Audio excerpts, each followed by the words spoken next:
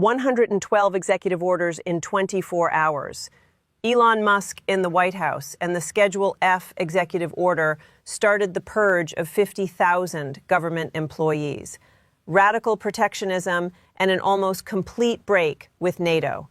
Capture of Venezuela's president, possible takeover of Greenland. Promise to end the war in Ukraine in 3 days, bringing Putin out of international isolation. In 365 days, Joe Biden's legacy wasn't just destroyed, it was physically erased. How was this possible without a single act of Congress? Welcome to Trump's 365 days in numbers, decrees, and implications for America. Washington has always been a city of people.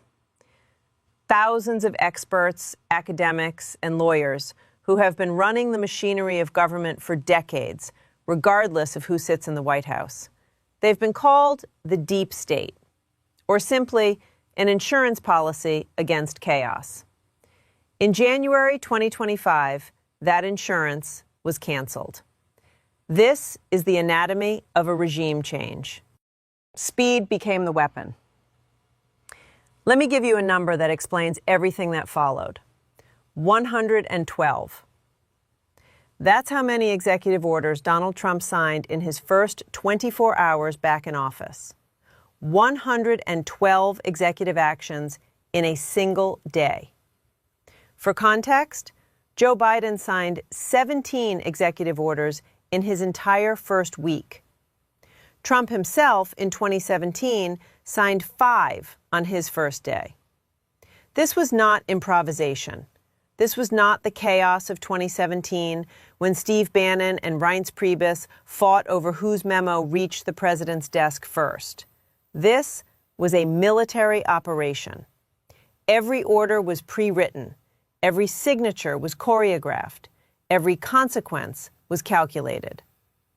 The strategy had a name in political science circles: system overload. Here's how it works.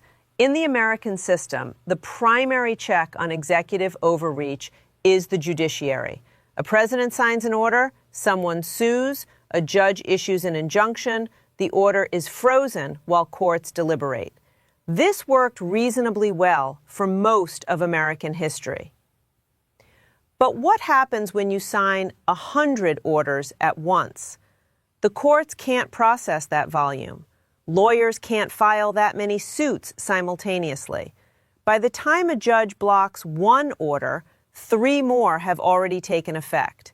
By the time an appeals court hears arguments, the facts on the ground have changed. The employees have been fired. The funds have been frozen. The regulations have been gutted.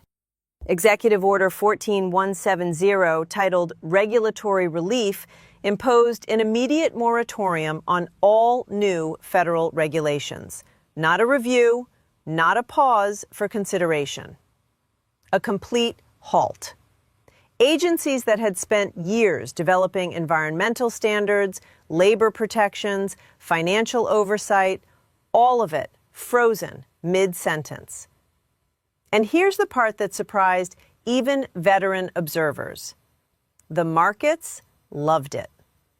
The S&P 500 broke records in the first 6 months of 2025. Deregulation plus the extension of the 2017 tax cuts created what traders called the sugar high.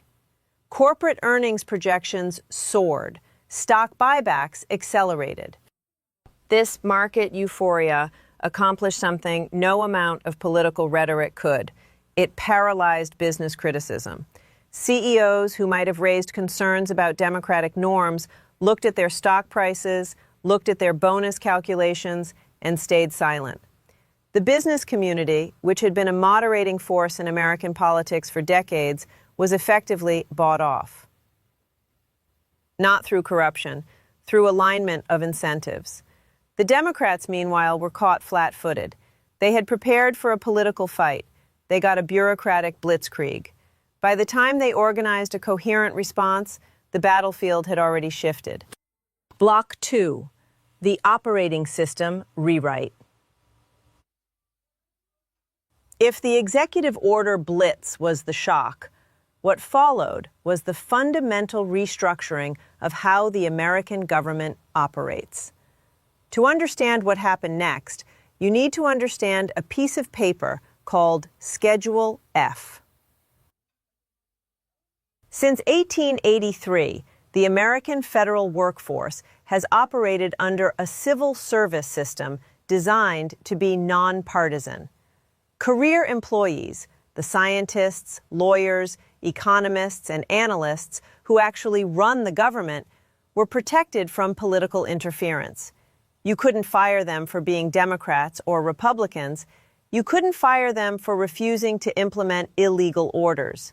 They had due process rights, appeals, protections. Schedule F ended that. Executive Order 14171, signed within hours of the inauguration, resurrected and expanded a policy Trump had attempted in the final months of his first term.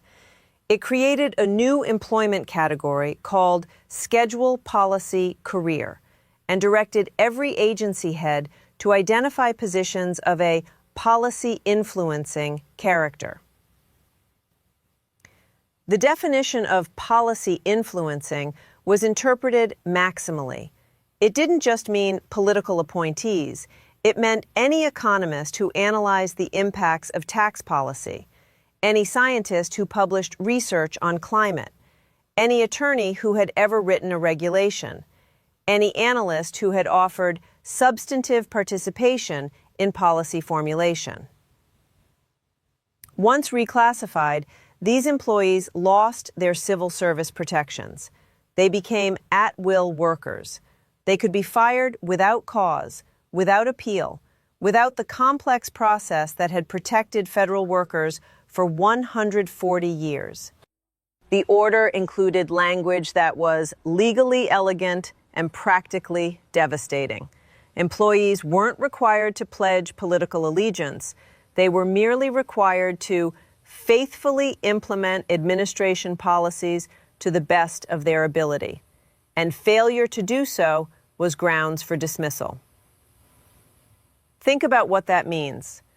A career environmental scientist who expressed caution about a new drilling permit, that's failure to implement. An economist who published analysis showing a tariff would raise consumer prices, that's not being a team player.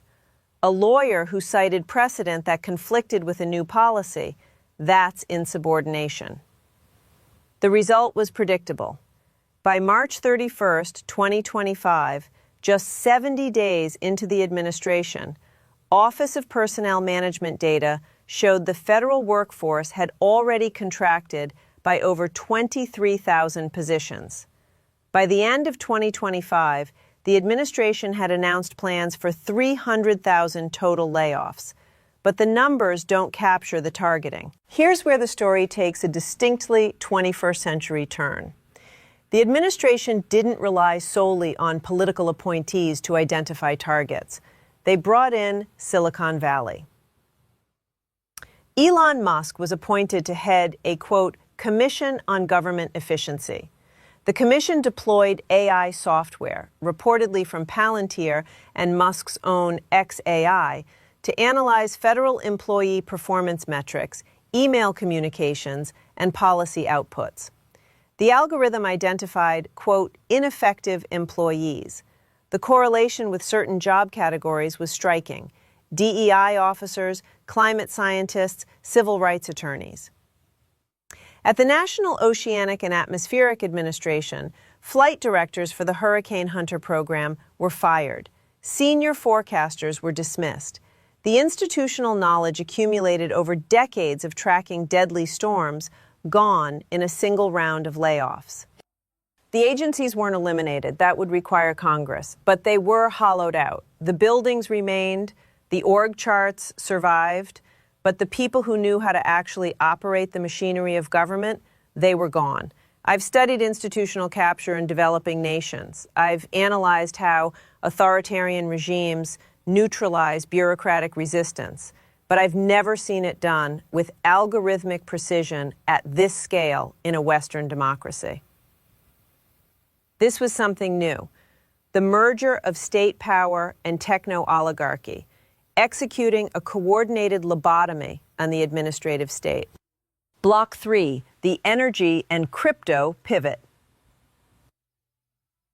The Biden administration's signature economic achievement was the Inflation Reduction Act, the largest climate investment in American history. $369 billion directed toward electric vehicles, renewable energy, battery manufacturing, clean technology. The Trump administration erased it without repealing a single law. Here's how. The Constitution gives Congress the power of the purse. The president can't simply refuse to spend money Congress has appropriated. That was settled in 1974 with the Impoundment Control Act, passed after Nixon tried exactly that. The Trump administration's position was simple. That law is unconstitutional. On January 20th, 2025, the Unleashing American Energy executive order directed agencies to immediately pause the disbursement of funds appropriated under the IRA and the Infrastructure Investment and Jobs Act. Section 7 of the order was titled, without irony, Terminating the Green New Deal. The Office of Management and Budget issued memoranda freezing grants for EV battery plants, solar farms, and charging infrastructure. Companies that had broken ground on factories based on promised federal grants found themselves mid-construction with no funding. The EPA terminated $20 billion in grants for the Greenhouse Gas Reduction Fund, citing misalignment with new administration priorities. States sued. California sued. New York sued. The legal battles will take years to resolve. But in the meantime, the money isn't flowing. The factories aren't being built. The jobs aren't being created. The green energy sector entered what industry analysts called suspended animation. Not dead, but not growing. Frozen in legal limbo while the world moved on without American leadership. Meanwhile, the administration opened a different economic chapter. Drilling permits for wildlife refuges were fast-tracked. LNG export terminals were approved. The EPA, under Administrator Lee Zeldin, proposed repealing the greenhouse gas emission standards for vehicles, effectively eliminating the regulatory pressure for automakers to transition to electric vehicles. And then there was the cryptocurrency pivot. The administration announced plans for a strategic Bitcoin reserve, positioning cryptocurrency as a hedge against dollar inflation and implicitly as an alternative to the traditional financial system. Biden's executive order on AI security was repealed, giving data centers, which consume enormous amounts of electricity, complete freedom to expand, often powered by newly permitted natural gas plants. The economic vision was coherent, if you understood it. America as a crypto energy superpower. Fossil fuels powering the data centers that mine digital currency. The green transition abandoned not for lack of technology, but for lack of political will. The startups that had bet on Biden's green subsidies began filing for bankruptcy. The venture capital that had flowed into clean technology redirected toward AI and crypto. Billions in private investment stranded by the stroke of a pen. Block 4. Retaliatory justice. If Schedule F was the broadsword used against the bureaucracy, the transformation of the Justice Department was the scalpel. Since Watergate, there has been an informal but iron norm in American politics. The Justice Department operates independently of presidential direction. Presidents don't order prosecutions of their enemies. They don't interfere in ongoing investigations. The wall between the White House and Main Justice is not written in law, but for 50 years it held. In 2025, that wall came down. The first target was predictable: Special Counsel Jack Smith's office. Smith resigned before the inauguration, submitting his final report days before Trump took office. But the administration pursued what can only be described as a scorched earth policy against his staff. In a break with tradition, where career prosecutors typically return to their home districts after a special counsel assignment, the attorneys who served on Smith's team were systematically fired in late January. The administration characterized this as cleansing the department of partisan activists. Then came the security clearance revocations. Attorneys at private law firms who had assisted the investigation found their clearances revoked by executive order, citing national security risks. Without clearances, these lawyers couldn't work on the government-adjacent cases that constitute much of Washington's legal industry. Their careers were effectively over. The message was clear: anyone who participates in investigating this administration will pay a professional price. But the purge was just prologue. The main act was the prosecution of political opponents. In October 2025, a federal grand jury in the Eastern District of Virginia indicted New York Attorney General Letitia James on charges of bank fraud. The context matters here. James had successfully sued the Trump Organization for civil fraud in New York, securing a massive financial judgment. She was, by any measure, one of Trump's most prominent legal adversaries. The federal charge? A technical irregularity in a mortgage application for a property in Virginia. Legal scholars called it the Al Capone strategy, finding a technical violation to punish a political enemy when you can't get them on the real offense. Career prosecutors in the Eastern District reportedly refused to bring the case, citing insufficient evidence and the political nature of the charges. The administration's solution: force out the U.S. attorney and install Lindsay Halligan, a former personal attorney for Donald Trump with no federal prosecution experience, as interim U.S. attorney, specifically to oversee the grand jury presentation. A similar pattern followed with former FBI Director James Comey, indicted in September 2025 for allegedly lying to Congress.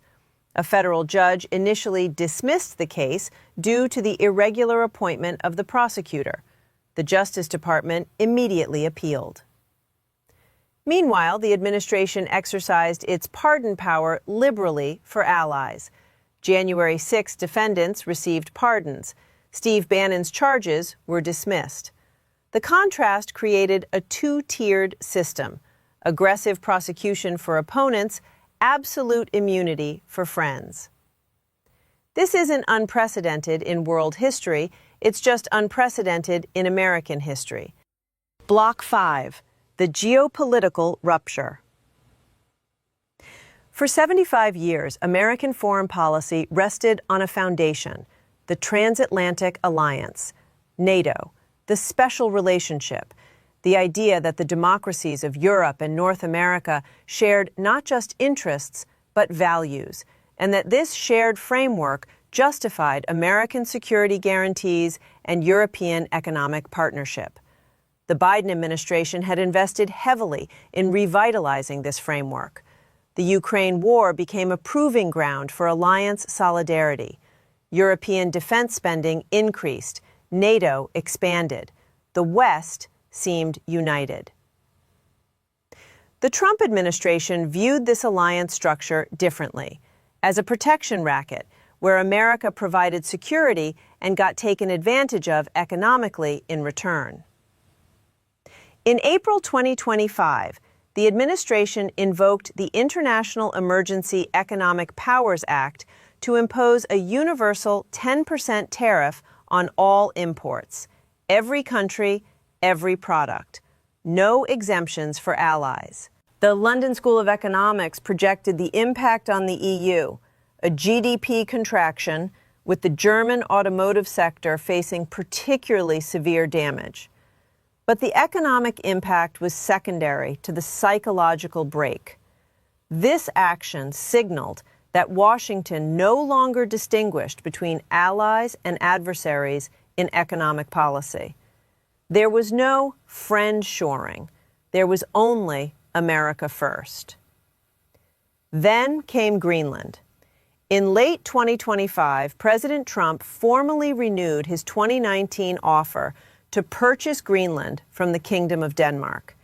He cited the island's strategic importance, its rare earth minerals, its position for the proposed Golden Dome missile defense system.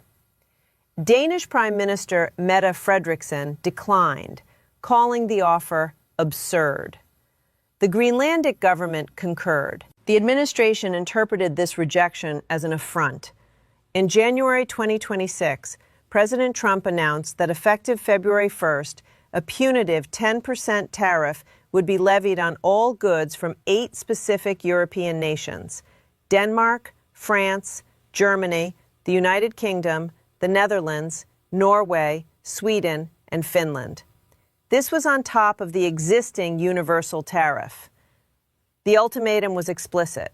If no Greenland deal was reached by June 1st, 2026, the tariffs would rise to 25%. The economic implications were severe. The UK alone faced a projected £15 billion hit to businesses by June. German automotive exports faced potential collapse.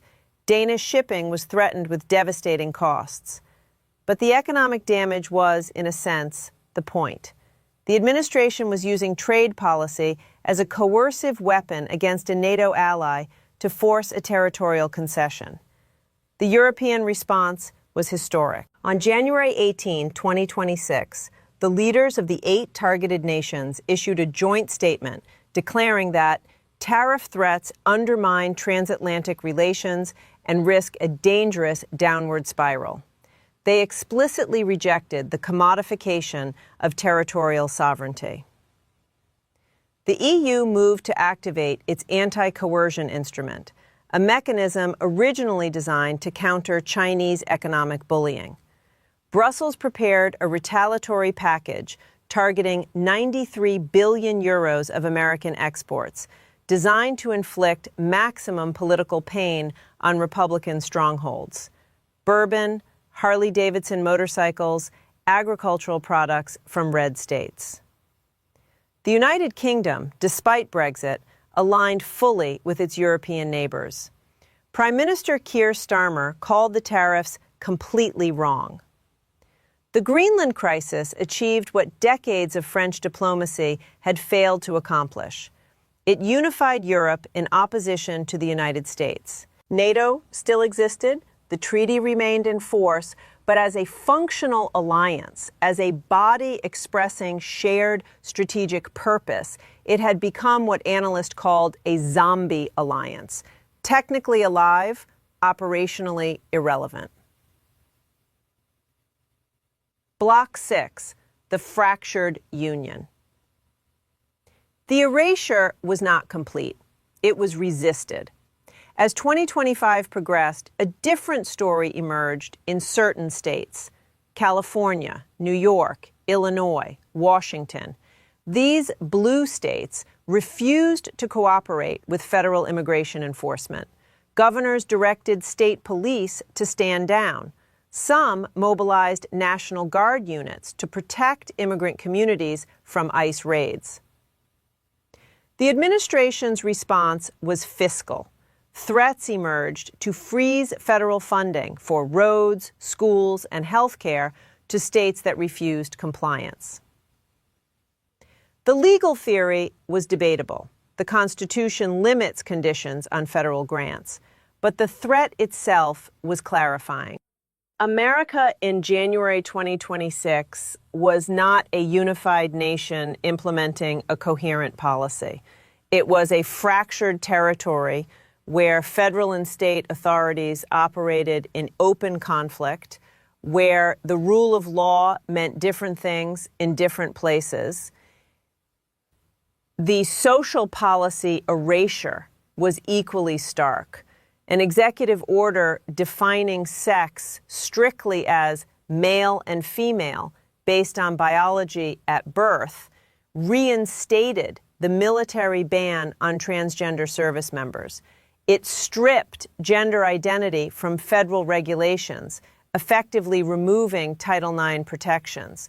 The category of transgender identity was, for federal purposes, erased from the legal lexicon. The Department of Education launched investigations into university endowments, threatening to revoke tax-exempt status for institutions that didn't eliminate DEI programs. Student loan forgiveness programs were terminated. The SAVE repayment plan, the most generous in history, was scrapped, forcing millions of borrowers into less favorable terms. Immigration policy returned to, quote, extreme vetting. In June 2025, a travel ban was imposed on 19 countries, a significant expansion of the 2017 list, effectively halting immigration from large portions of the global South. The verdict. By January 2026, Biden's America had been effectively erased. Its personnel, fired. Its funds, impounded. Its regulations, repealed. Its alliances, fractured. In 12 months, one administration had demonstrated something that political scientists had debated for generations: the sheer power of the American executive when wielded without the traditional constraints of norms, customs, and institutional resistance. The Biden administration had governed within those constraints. It had respected the independence of the Justice Department. It had worked with Congress rather than around it. It had treated career civil servants as partners rather than obstacles. It had nurtured alliances rather than extracting from them. And all of it, 4 years of careful institution building, was undone in one. This is not a story about Trump being good or Trump being bad. It's a story about power, about what happens when an administration arrives with a plan, executes that plan with discipline, and faces an opposition that hasn't understood the rules have changed.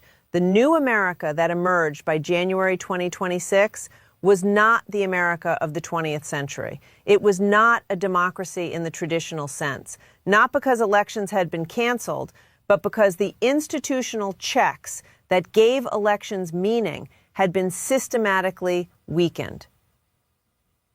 It was centralized, power concentrated in the executive, the civil service converted from a check into a tool. It was protectionist, the global economy treated as a zero-sum competition, alliances as liabilities to be eliminated. It was efficient, if efficiency is measured by the speed of implementing a vision, regardless of the damage left behind. Whether this represents progress or catastrophe depends entirely on what you believe America should be. That's not my call to make. But here's what I can tell you. After 10 years of studying how power works, what happened between January 2025 and January 2026 was not a change of course. It was a regime change. And regimes, once changed, are very difficult to change back.